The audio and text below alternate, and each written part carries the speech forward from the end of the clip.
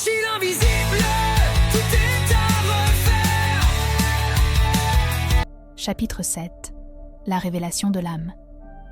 Nira émergea de l'espace fractal, un monde d'infinies possibilités qui semblait s'être replié sur lui-même pour lui révéler une vérité singulière. L'air autour d'elle était frais, presque cristallin, et chaque respiration semblait plus claire, plus consciente. Le sol sous ses pieds était solide, et la lumière, douce mais perçante, baignait la pièce de sa clarté. Devant elle se dressait une porte, simple mais imposante, sculptée dans un bois sombre aux arabesques raffinées, une texture chaleureuse qui contrastait avec le froid métallique des précédentes salles.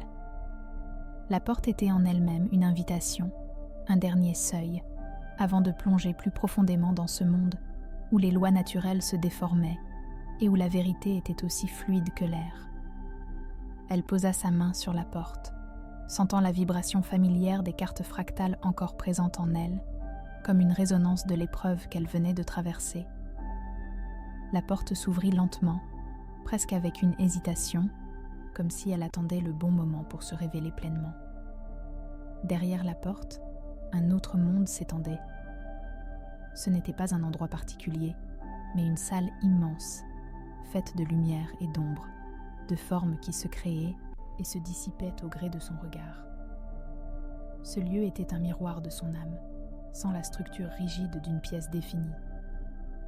C'était une chambre d'écho, un espace sans frontières, un endroit où l'essence même de Nira pouvait se révéler, se déployer, se comprendre.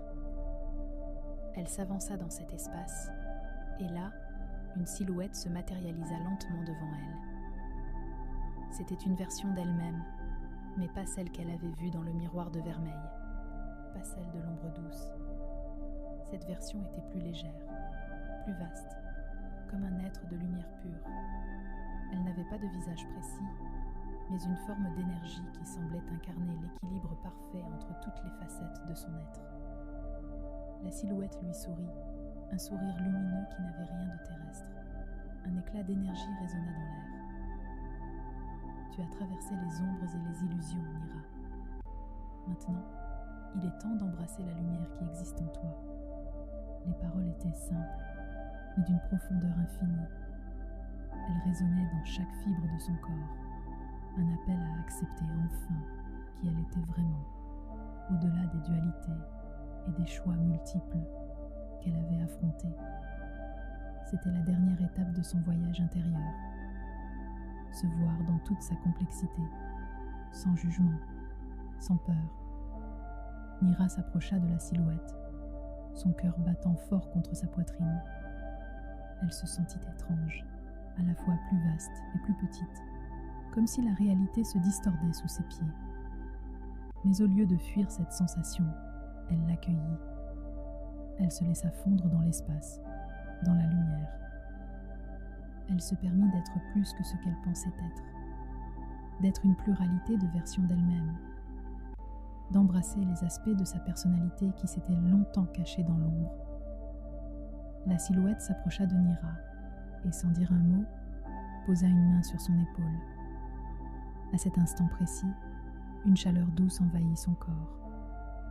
Les souvenirs de ses vies passées, de ses blessures anciennes, de ses doutes, de ses souffrances, tout se dissipa comme un nuage de brume qui se dissout au soleil.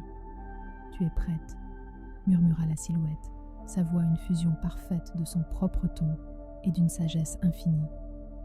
La lumière autour de Nira se fit plus éclatante, plus pure, et dans cet éclat, elle se retrouva.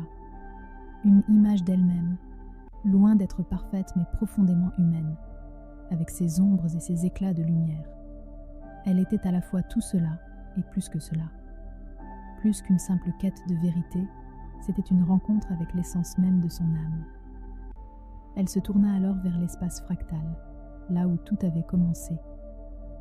Les cartes étaient là, flottant dans l'air, et elles brillaient d'une lumière nouvelle, une lumière qui ne faisait pas de distinction entre les ombres et les éclats, mais qui les unissait dans une danse infinie. Elles étaient, après tout, une partie d'elle-même. « Je suis prête », se dit-elle, et elle savait que ce n'était pas une déclaration de victoire. C'était un serment, une acceptation, une